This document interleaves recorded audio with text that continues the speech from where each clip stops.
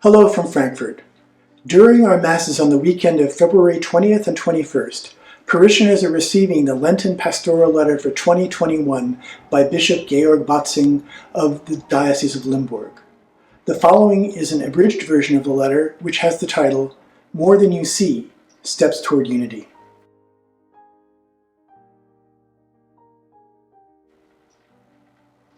Dear sisters and brothers in the Diocese of Limburg, 2021 is the year of the Third Ecumenical Kirchentag, or Church Days Conference. We want to be good hosts, with the Limburg Diocese teaming up with the Protestant Church of Hesse and Nassau, the Protestant Church of Kurhessen-Waldeck, the Dioceses of Mainz and Fulda, and the Working Group of Christian Churches. Even in an altered form in light of the coronavirus pandemic, the Ecumenical Kirchentag can provide an impetus for our interfaith path. This is why I've entitled this year's Lenten pastoral letter, More Than You See, Steps Toward Unity. I want us all to experience a new burst of ecumenism to achieve that unity.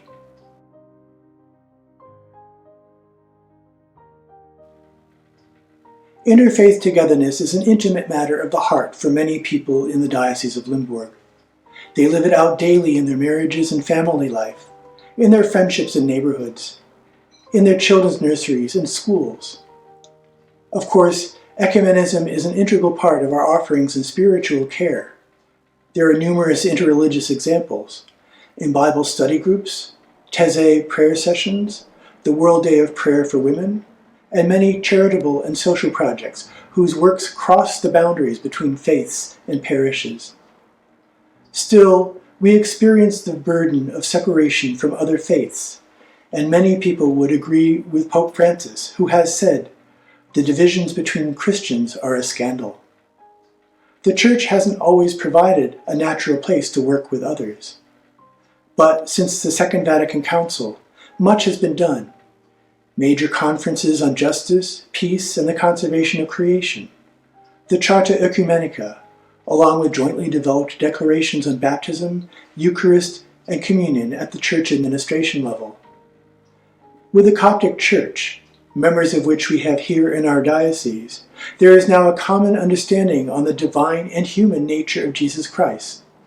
Such developments would have been unthinkable previously. The goal of a visible unity in beliefs, sacraments, and priestly orders has not yet been achieved, however. Pope Francis said, "I too share the healthy impatience of those who sometimes think that we can and should do more."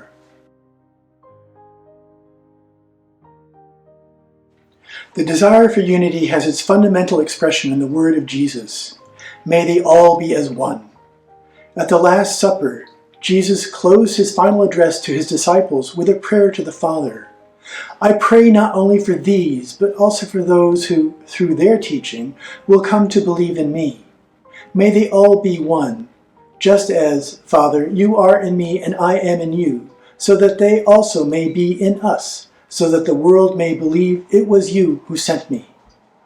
Unity in faith is not automatic, but it has been part of the Church's missionary mandate from the very beginning. Who are we therefore as the Church? This has been the question we've confronted throughout the Church's progression.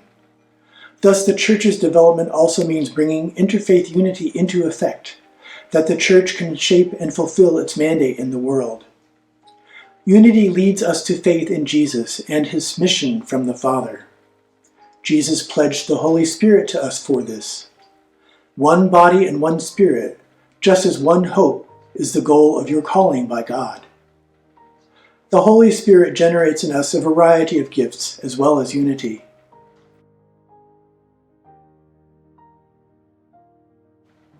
Today, we experience increasingly that Christian stances on global political and social issues are taken more seriously when the churches express them together.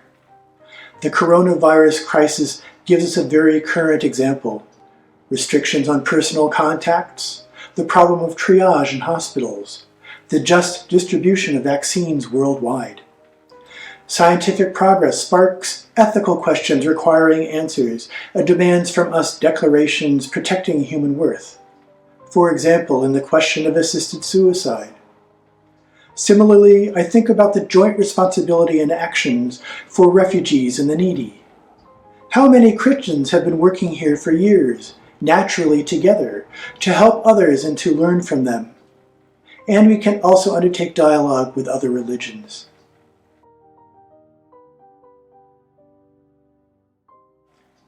The most burdensome question for many regarding interfaith life is this: can I partake of communion at the services of other religious confessions? This topic has been discussed ecumenically for years. Many questions have been clarified, while differences remain for which clarification today becomes more urgent. The Ecumenical Working Group of Protestant and Catholic theologians presented an advisory opinion, Together at the Table of the Lord, in September 2019, and this panel wants to support individual believers in a matter of conscience.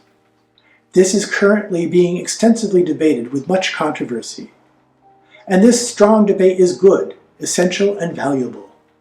I hope very much that the advisory will lead to a solidly based and, at the same time, careful and responsible opening for our practices until now.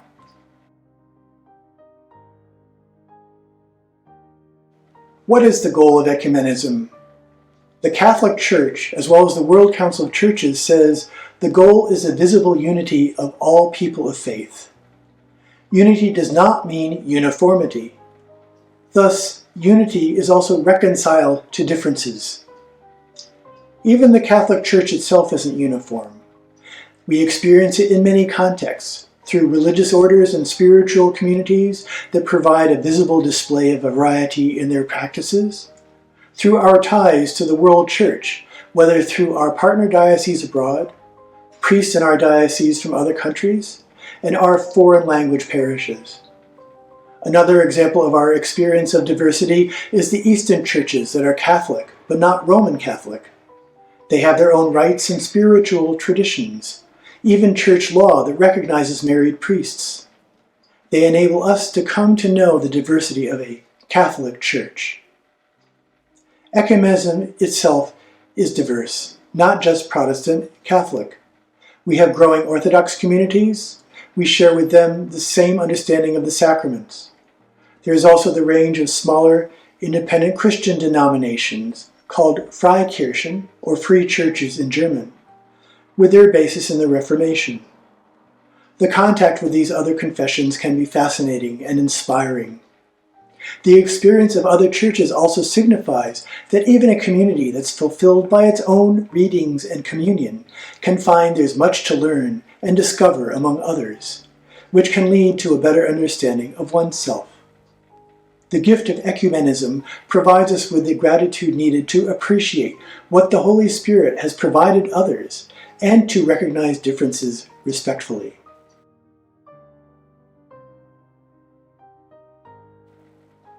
I am moved by the question, do we still have burning hearts when it comes to bringing unity to our faith? Do we feel the pain of division, or do we find ourselves accepting the split as fact? The desire for unity in faith and togetherness at the table of the Lord must not be lost to us as long as we exist as church. I'd like now to make a 3-point proposal for our ecumenical talks and meetings. First, truly want to understand others with their wishes and the things that are important to them. Second, accept diversity and welcome it as an enrichment. Third, and following from that, realize that what unites us is much greater than what divides us. That's the way, to me personally, of becoming church with confidence and joy. I want the 21st century to set us on a course to a renewed blossoming of ecumenism and a new, attentive attitude to bringing about the Church's progress. But unity can't be thought of as the goal. Unity grows through concrete ways, in common projects and in honest cooperation. Let us put ourselves on the way to an ecumenical church, united with all who believe in Jesus Christ, taking responsibility for other people and for our world and environment. With that, I bless you all in the name of the triune God, the Father, the Son, and the Holy Spirit.